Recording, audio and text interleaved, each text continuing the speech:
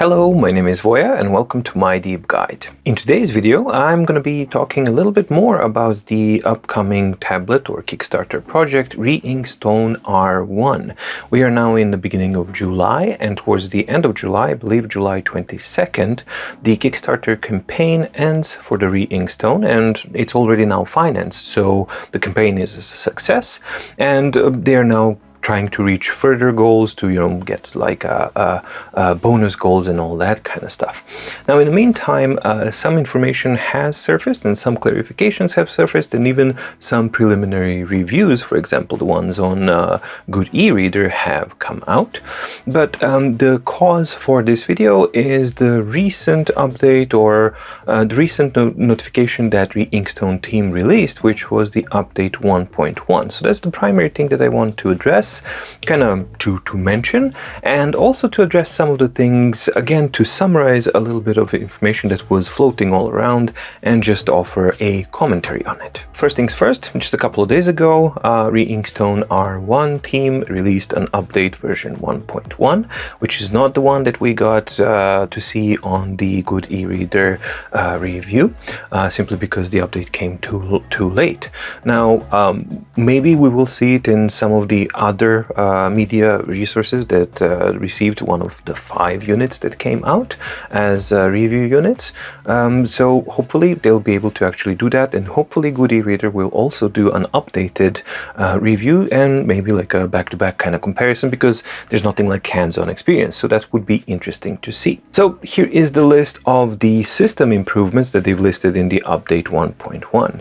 So they have optimized touch experience, improved the performance of the integrated application, adjust the shutdown dialog UI, adjust the default backlight brightness at power on, and add GC mode at status bar. To be honest, other than optimized touch experience, none of these actually mean anything to me or any of the users, really, because we haven't been able to see in most of these things. Now, granted, they have released a video that you can check out on their channel where they kind of show how the responsiveness is now, and yeah, that touch experience does seem to be improved, and it looks like it's a little bit more responsive and a little bit faster, which is a good thing. Now, the application side of things has a longer list of things that have been optimized, or added or fixed. So let's see. First, we have optimized the saving logic of Note, decrease the saving time. That's always a good thing.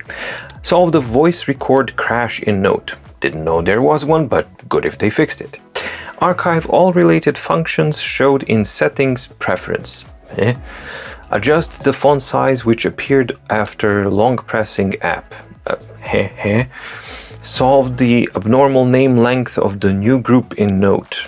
Again, solved the bug that only one book left can be deleted in Reader. The acquisition of version number, serial number displays normally. Groups can be deleted in home interface. Delete call volume in settings. So these are all normal kind of things, but I honestly find it a little bit of a strange choice to release this kind of release notes update regarding things that really don't mean anything to any of us, other than it's like a report, hey, we're doing stuff, which is fine. So on that end, that's fine, but that's kind of expected of the team to be doing these things, kind of developing and fixing these bugs. So on one hand, yeah, I do get it. It's okay. On the other hand, it's a little weird. There's nothing bad about it. It's just a little bit weird for me personally. And then they also say that we have the known serious problems that are still present. Shaking in color writing. That's a big one, because if it's imprecise when you're writing, that's kind of and then screen flickering while refreshing in particular colorful pages. Yeah, so those are very serious problems, and those are serious problems that were there from before. Now, the good thing is that they're acknowledging them, so that means that they're probably on their roadmap, and they've indicated that in the next one update that's coming, they're going to be tackling the screen refresh rate, stability, and all that kind of stuff. So I believe that's going to be an update version 1.2. Now, again, I really have, a pedantic issue with this, because you don't get to call your OS version 1 before you've released it. So at best, all of these versions have to be 0 point something. Version 1.0 is the one that is issued on the release. This is not released yet, so all of these versions need to be 0 point something. That's just a complete standard nomenclature, and that's just another little, kind of orange flag. It's like, hey, what the hell are these guys doing? So it's not a big deal, but I don't like it, because it's not what it is. I don't know if you understand me. All of these versions are not the final versions, right? And the final version has to be, for the launch of the new product, it has to be 1.0 something, right? And this is not it. So again, this is a bit of a misrepresentation of what is happening here, and that's one of the things that I'm not too confident and not too happy with that we are seeing with the Reinkstone. Those are the updates, and those are my concerns with the update nomenclature and things like that. So not a big deal, but it's something to kind of remember, for me at least. Now, the rest of the stuff that's interesting is that in the meantime, quite a bit of information and some of the developments have also been happening. Obviously Kickstarter has launched. It has been financed, which is great. And Goody Reader has received their review unit, and they've had it in their hand. So the unit is real, the unit works, the unit boots, shuts down, all of that kind of stuff, despite the problems that it might have. It's real, it works, it's not a scam, all the stuff is good. So hooray.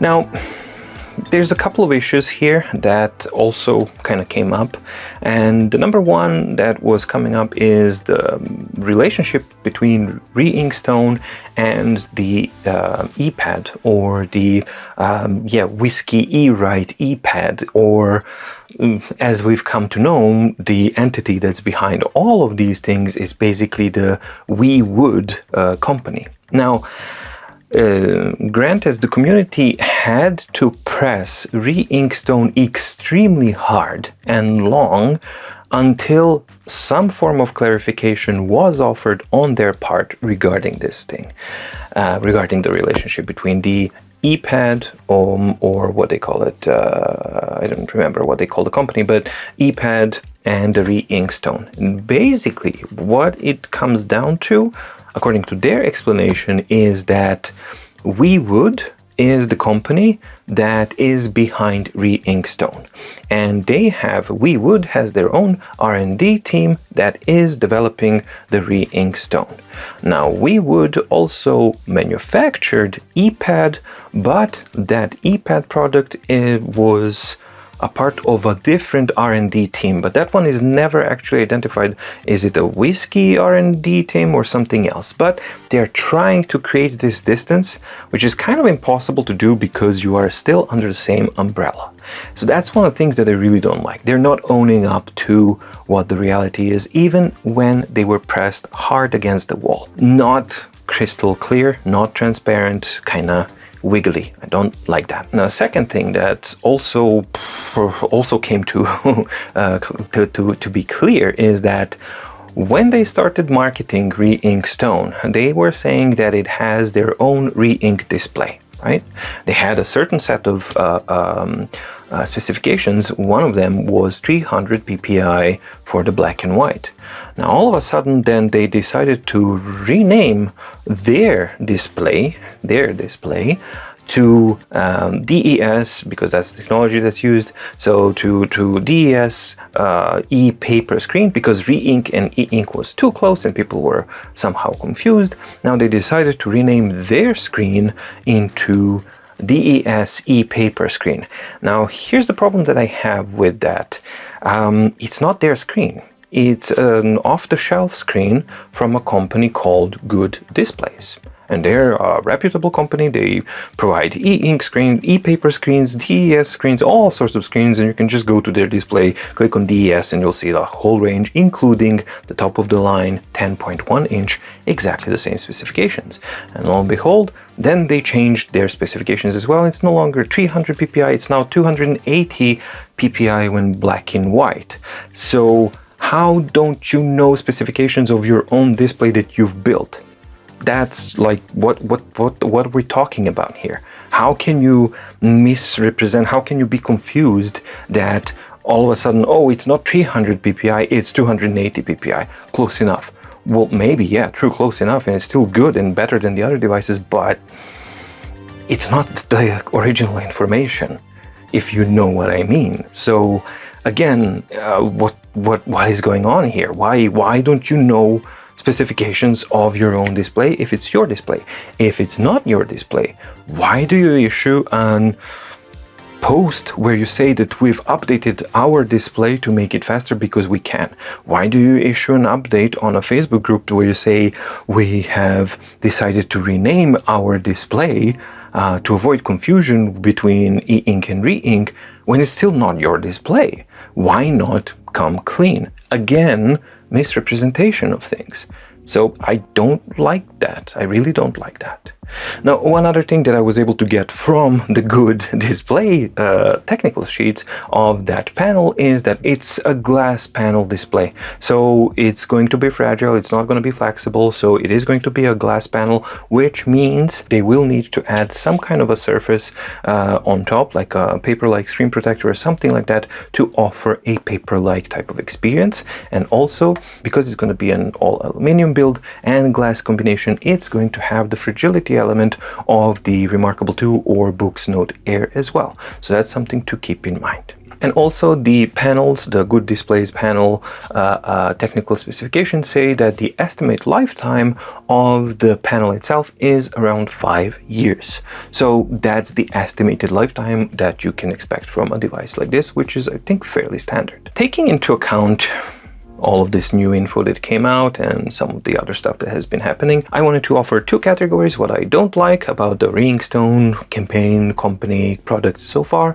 and what I do like, and a conclusion in the end. Basically, it's just my own personal opinion based on the new informations that we have gotten so far. So first thing that I really don't like is basically the initial avoidance of the WeWood and ePad connection.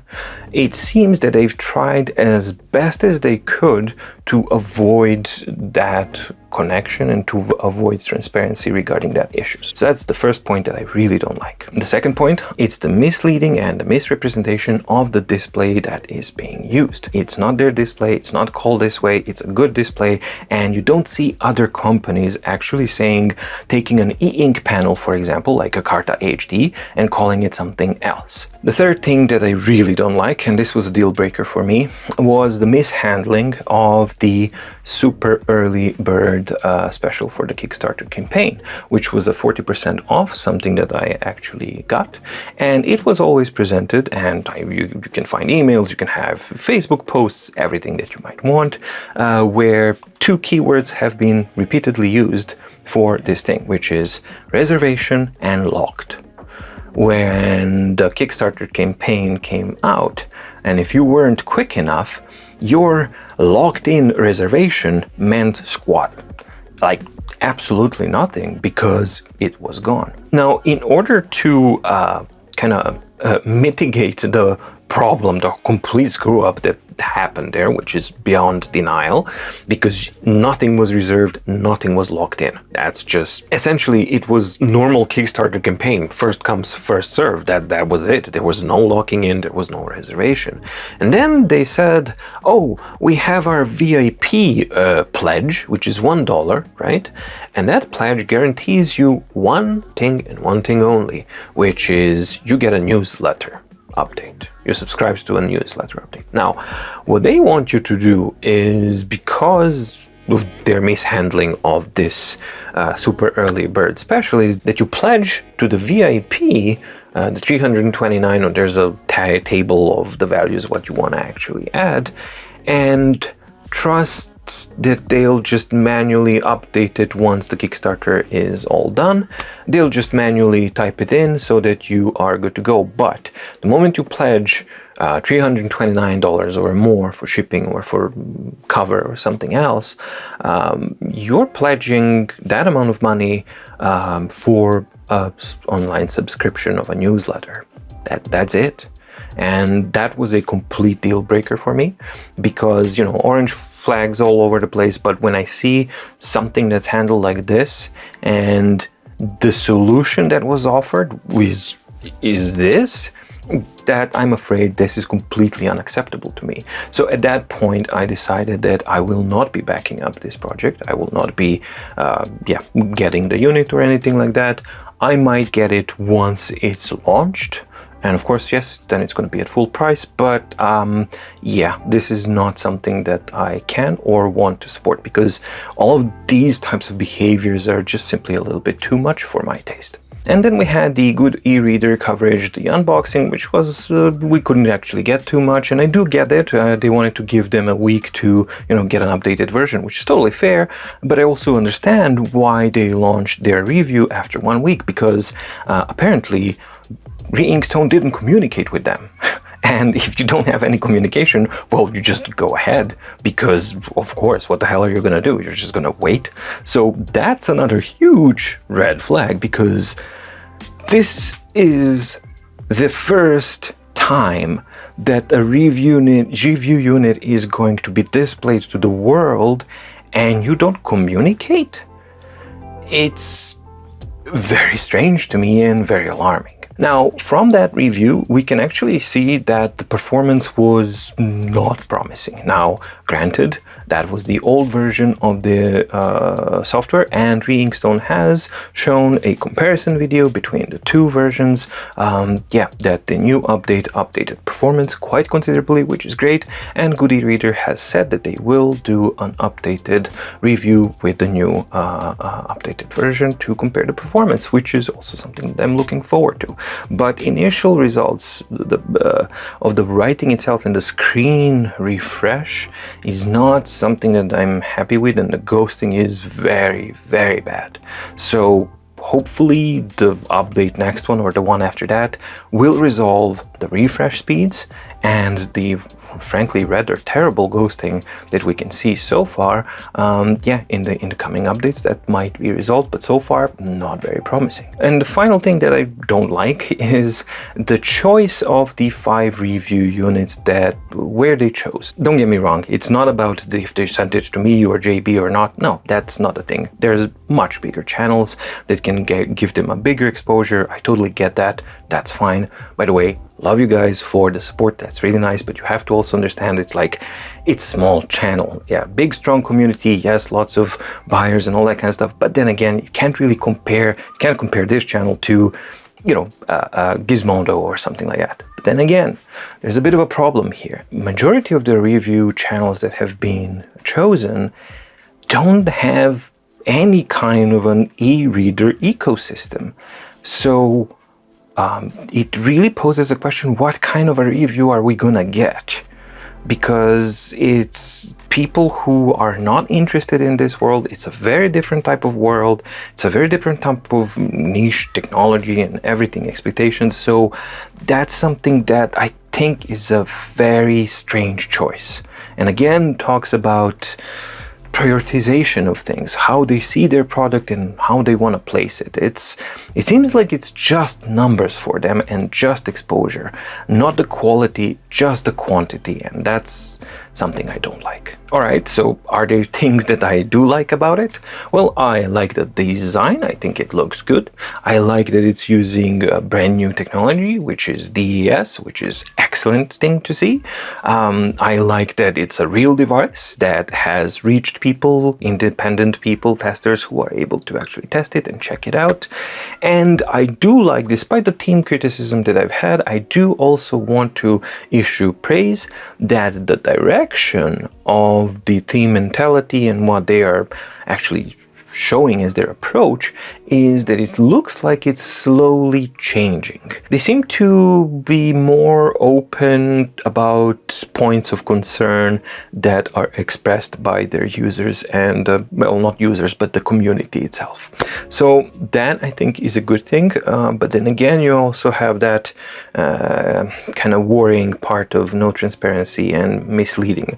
The transparency part, so, but the misleading part is the one that I actually have the biggest problem with. So, for me, what's the conclusion about the Reinkstone R1 tablet after the news about the update v1.10 and the news that we've had so far after the Kickstarter campaign has been launched? Well, as I said in the original video, I wasn't worried about whether or not this device is real or not, or if it's a scam, and now obviously that's proven correct, so it's real, that's fine, so that was never a point of concern for me. However, what I am concerned about are the company practices shown so far, and the number one that tops it all of them is willingness to misrepresent and mislead or provide misleading information about whatever XYZ. So that's something that gives me quite a bit of worry regarding this whole thing. I'm also concerned about the long-term support of the device after the launch, because their current track record, especially when you check out the ePad, it's not that good. Here's why that's a problem for me. Launching the product is not the finish line. It's not supposed to be. Launching a product is the start line. Maintaining your product, updating it, and evolving it over time is the goal. That's the journey, is the goal, so that you can continue gathering more and more users and basically building a community around your device. So there are two distinct practices with companies. Some of them are interested in, and they view things like launching of a product is just a start, and then the journey and evolution of the product is the thing that they're focusing on. But some companies also view the launch of the product as the finish line, and they just finish it, go pop, pop, pop, done, cash in, and then they're done. That's what happened with the ePad. And fortunately, this company, no matter how disconnected the R&D teams are, they are still under the WeWood umbrella. So they have a direct association to ePad, which has already shown that that's exactly what happened. So in ePad case, the launching of the product was the finish line, not the start line. And the association to that product is a worry for me as far as the Reinkstone, because I don't want it to be that. I want it to be, the other thing. Why is this a worry for me? Well, because I've experienced it firsthand with at least two products from a Kickstarter campaign, and yeah, it's basically they manage to finish, they manage to launch, but then it starts collapsing very, very shortly. It's even during the shipping, that's when problematic campaigns start to kind of collapse in on itself. And yeah, first the communication lines go down, the support of course is totally gone, and the life of the device is just gone, because the OS version that you get on the launch day is always going to be flawed, and it takes at least 6 months of continuous device support and input from the community to actually get the device up to a certain level that makes it usable on an everyday basis. So that's something that everybody should expect from a new device, and that's normal. But the problem is, if within that time frame of 6 months since the product was launched, if the whole thing just collapses on itself.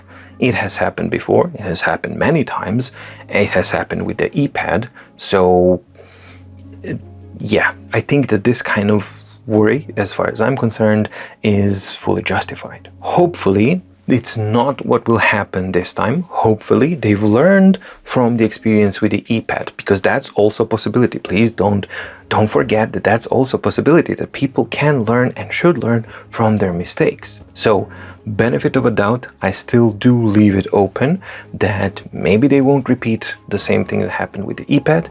Maybe just maybe, they are willing to actually commit this time and create a lasting product that's supported and that's going to be able to actually form a community around it, which would be beneficial for them immensely. That's my view on the Reinkstone R1 currently, what we have. Let me know what you guys think and what your point of interests are and all that kind of stuff. I hope you found the video interesting. If you did, like and subscribe and ding the notification bell to get notified when the new videos come out on My Deep Guide. Thank you so much for watching. Stay safe, stay healthy, and see you in the next video. Bye!